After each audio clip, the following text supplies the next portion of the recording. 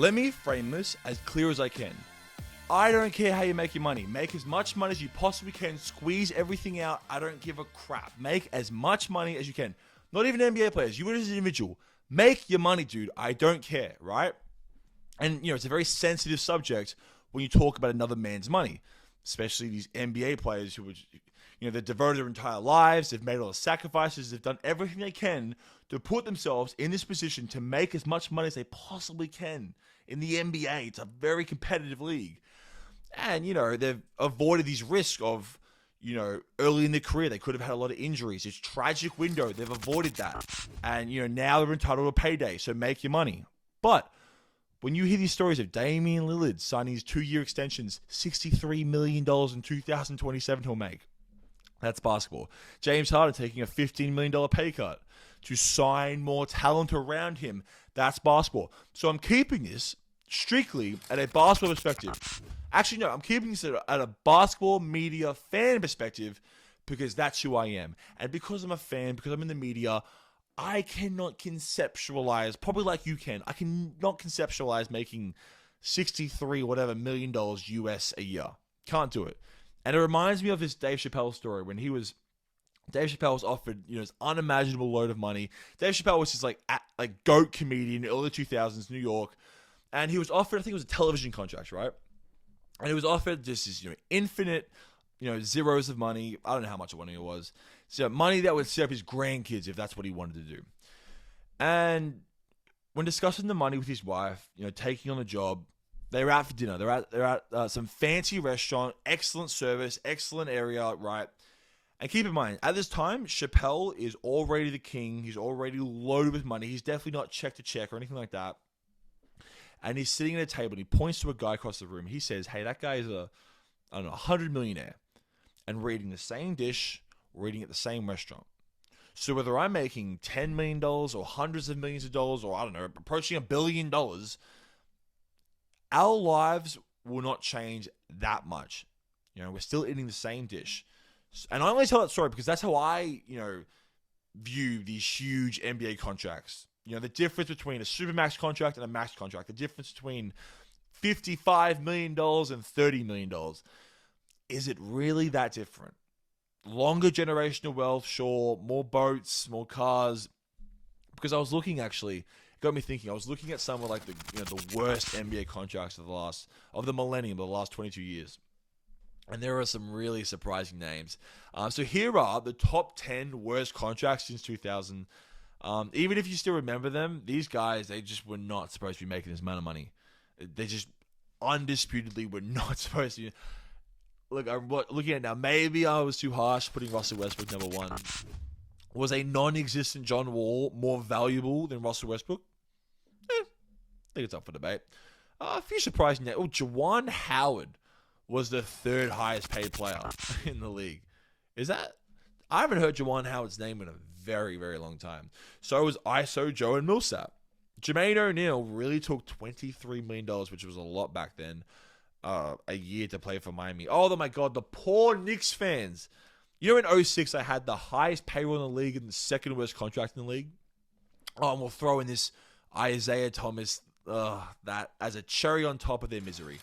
Anyway, so I show this list because some of those names are surprising, some of them aren't.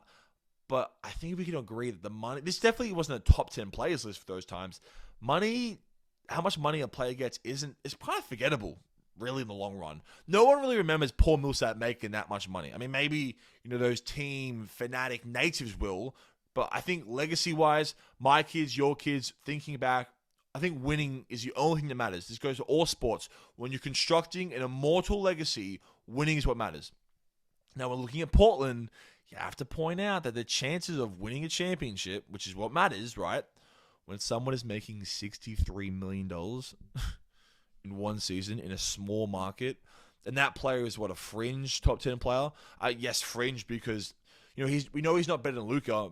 He's not better than Jokic, Embiid, LeBron, Durant, Steph, Tatum. I think that's 7. Is he better than Morant and a healthy Kawhi Leonard? Probably not. What about Booker and Chris Paul? So he's hovering, somewhere around that mark. Best case, Damian Lillard is the 8th best basketball player in the league. Worst case, he's maybe 12 or 13. maybe 13 is a bit too high. And the Blazers, they're rebuilding. It's not going great. They don't really have these crazy, outstanding young talents to really look like a Shade and Sharp and Simmons. They're not turning any heads soon. So you have to ask yourself, really, is it actually worth paying this guy? A 37-year-old will probably, most likely, be a top 3 highest paid player in the league. 37, a small guard because they age so well. And I get it, Portland, they don't come across gems very often. You have to compete through the draft if you're a team like Portland. The Blazers, the only really all-time excellent super upper echelon, all-time great assets, Walton, Drexler, Lillard, all drafted to the Blazers. But Lillard's the only one who hasn't yet gone fishing at other teams. Before his prime runs out. I mean, Walton's prime ran out. But Drexler and Walton, they won championships at different teams.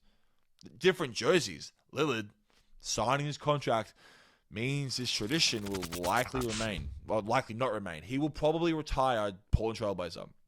And he said stuff like this his entire career. How he's loyal to Portland, all this stuff, in rap and everything. Loyal to Portland. But at what cost? And the Portland strategy is very simple. It's a superstar-driven league. I understand it. You need not only one, but probably 2 superstars to really compete. So it's not a question of, everyone's asking the wrong question. It's not a question of, are you more likely to sign a marquee free agent with Damian Lillard's huge contract than without it? That's not the question. The question is, are you more likely to sign a marquee free agent with Damian Lillard's huge contract, or sign 2 big names without Lillard as a pitch chip? It seems to be, the better pitch to say to a free agent, say, hey, we've got Dame Lillard, than, saying, hey, here's a lot of money, come to a Dame-less Blazers. Maybe that's just me. I don't know. I'm not that enticed by a big, but I've never been offered that much money. So what do I know? Really, what do I know? I can never really talk on that. But I find it's ironic, though, I think, that, as we think of Lillard as this very loyal one-team dude, in reverse, we look at Harden as this flaky, kind of unpredictable guy who forced himself out of 2 teams in 13 months. But he's the one taking the pay cut. To help, his team bringing his boy, PJ Tucker, good veteran, and one step further to competing, really competing. It's honorable. I wouldn't call Lillard or anyone, actually, to do the same, to take pay cuts, because that's not my place to ask that. But from a basketball perspective, again, just a basketball perspective, Harden put his team in a better position to win a championship with a healthy Embiid. That window won't be open forever. That's one step further to creating an immortalized legacy that shows he really cares. As a basketball fan, I find it commendable. Okay, like and subscribe, because it might be the off season, but we have videos every single day. Like and subscribe. 1.